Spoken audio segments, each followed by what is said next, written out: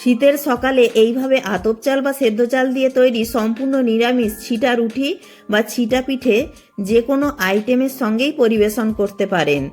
দারুণ লাগে খেতে।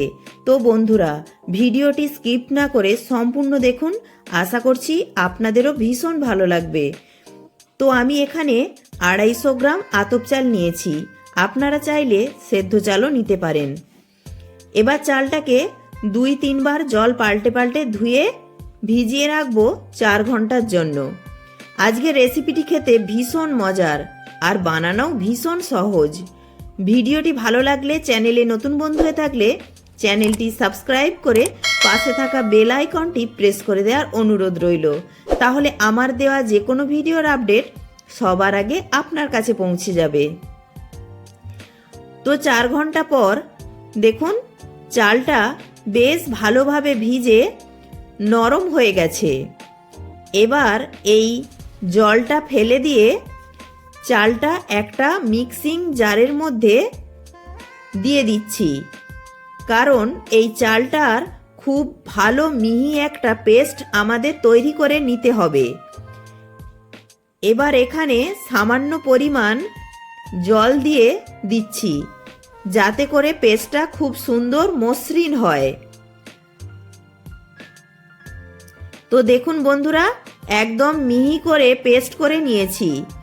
আর এই রকম মিহি করেই পেস্টটা করে নিতে হবে, যেন কোনো দানা দানা ভাব না থাকে, সেই দিকে খেয়াল রাখতে হবে। এবার একটা বোলের মধ্যে ঢেলে নিচ্ছি চালের সম্পূর্ণ পেস্টটা। তো মিশ্রণটা একটু ঘন আছে, তাই মিক্সিং জার ধোয়া জল অল্প অ্যাড করে দিচ্ছি। আর চালের মিশ্রণটাকে এইভাবে একটু পাতলা করতে হবে, খুব একটা বেশি ঘন হবে না, আবার একদম পাতলাও হবে না। তো মিক্সিং জার ধোয়া জলটা দিয়ে একটু সময় ধরে মিশিয়ে নিলাম। এবার এর মধ্যে দিয়ে দিচ্ছি 3 চামচ ময়দা। আমি এখানে 250 গ্রাম চালের জন্য 3 চামচ ময়দা অ্যাড করে দিলাম। তবে খেয়াল রাখতে হবে যেন ময়দার পরিমাণটা খুব একটা বেশি না হয়। ময়দাটা দিলে রেসিপিটা অনেকক্ষণ পর্যন্ত সফট থাকবে আর রেসিপিটা খেতেও ভালো লাগবে। আর দিচ্ছি স্বাদ অনুযায়ী লবণ, আর দিয়েছি 2 টেবিল চামচ সাদা তেল। অনেকে এই পর্যায়ে একটা ডিমের সাদা অংশ, একটু আদা বাটা, গোলমরিচের গুঁড়ো দেয়। আমি সেসব কিছুই দিলাম না। আমি আজকে সম্পূর্ণ নিরামিষভাবে সবচেয়ে সহজ পদ্ধতিতে করে দেখাচ্ছি।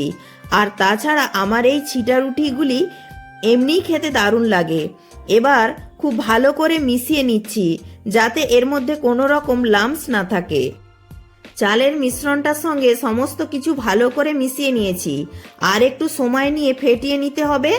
আর যদি ময়দার পরিমাণটা একটু বেশি হয়ে যায়, তাহলে অল্প জল অ্যাড করে মিশ্রণটা একটু পাতলা করে নেবেন। আমার মিশ্রণটা ঠিকই আছে, আর জল অ্যাড করলাম না। আর ঘনত্বটা একটু লক্ষ্য করলেই বুঝতে পারবেন, খুব একটা বেশি পাতলাও হবে না, আবার একদম ঘনও হবে না। এই রকম চামচের সাহায্যে মিশ্রণটা আমি দেখিয়ে দিয়েছি। আবার একটা আঙুলের ডুবিয়েও দেখিয়ে দিলাম। এইভাবে আঙুলটা ডোবালে মিশ্রণটা সরু হয়ে ফোঁটা ফোঁটা আকারে পড়বে। এবার এই রকম একটা 10 টাকার জলের বোতল নিয়েছি, বোতলটাকে ভালো করে ধুয়ে নিয়েছি। এবার এই বোতলের মুখটায় বেশ কয়েকটা ছিদ্র করে নিয়েছি। আমি একটা গুণ ছুঁচের মুখকে গ্যাসের মধ্যে একটু গরম করে বোতলের মুখটায় বসিয়ে বসিয়ে ছিদ্র করে নিয়েছি। আপনারা যে কোনো কিছুর সাহায্যেই এই রকম কয়েকটা ছিদ্র করে নেবেন, তাহলে এই ছিটা রুটিগুলো খুব তাড়াতাড়ি তৈরি করা হয়ে যাবে। এবার নিয়েছি এই রকম একটা ফানেল। এবার এই ফানেলের মধ্যে করে চালের মিশ্রণটা বোতলের মধ্যে ঢেলে নেব। তবে আপনাদের কাছে এই রকম ফানেল না থাকলে কাঁঠাল পাতাকে রোল করে বোতলের মুখে ধরে এইভাবেও কাজটা করতে পারেন। এবার বোতলের ঢাকনাটা বন্ধ করে দিলাম। এবার এইগুলিকে বানিয়ে নেওয়ার জন্য গ্যাস অন করে একটা ফ্রাই প্যান বসিয়ে দিয়েছি। প্রথমে হাই ফ্লেমে তাওয়াটাকে ভালো করে গরম করে, তারপর অল্প তেল ব্রাশ করে একটা কাপড়ের টুকরো দিয়ে তেলটা মুছে নিয়ে গ্যাসটা একদম লোতে করে দিয়ে এবার যে বোতলটা রেডি করে রেখেছিলাম সেটা উপর করে দিয়ে হালকা প্রেস করলেই দেখবেন কত সুন্দর এইগুলি পড়ে যাচ্ছে।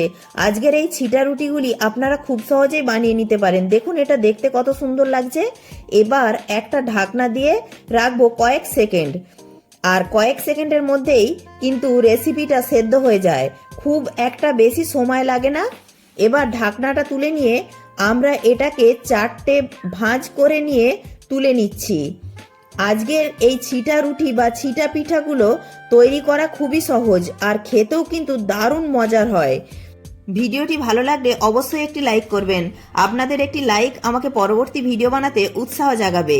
আর প্রত্যেকবার তাওয়াতে দেওয়ার আগে বোতলের মুখটা একবার মুছে নেবেন, তাহলে আর মোটা হয়ে পড়বে না, বেশ সরু হয়ে সুন্দরভাবে ছিটা রুটিগুলো তৈরি হয়ে যাবে।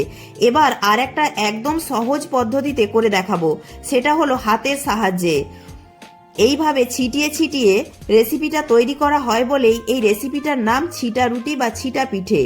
আপনারা বোতলের সাহায্যে না করতে চাইলে এইভাবে হাত দিয়ে ছিটিয়ে ছিটিয়েও তৈরি করতে পারেন, তাও দারুণ সুন্দর হয়। তবে বোতলের সাহায্যে করলে একটু তাড়াতাড়ি তৈরি হয়ে যাবে রেসিপিগুলি, আর হাতের সাহায্যে করলে একটু দেরি হবে এই যা।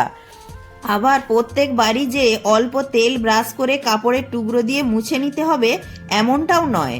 2-3টে ছিটা পিঠা তৈরি হয়ে গেলে যখন তাওয়াটা একটু শুকনো বলে মনে হবে, তখন অল্প একটু তেল ব্রাশ করে কাপড়ের টুকরো দিয়ে মুছে নিলেই হবে। দেখুন এই ছিটা রুটিটাও কত সুন্দরভাবে তৈরি হয়েছে। আর আজকের এই রেসিপিটা অবশ্যই কোনো ননস্টিক তাওয়া বা প্যানে করার চেষ্টা করবেন, তাহলে কিন্তু রেসিপিটা খুব সহজে উঠে আসবে আর তৈরি করতেও খুব সুবিধা হবে। এইভাবে একে একে সব ছিটা রুটি বা ছিটা পিঠাগুলি তৈরি করে নিলাম। আর দেখুন এইগুলি একসঙ্গে দেখতে কত লোভনীয় লাগছে। এই ছিটা রুটি বা ছিটা পিঠাগুলি আপনারা যে কোনো গ্রেভি আইটেমের সঙ্গে পরিবেশন করতে পারেন, তবে আজকে আমি শীতের নলেন গুড়ের সঙ্গে পরিবেশন করব। দারুণ লাগে খেতে। রেসিপিটা দেখতে যেমন সুন্দর লাগছে, খেতেও দারুণ লোভনীয় হয়েছে।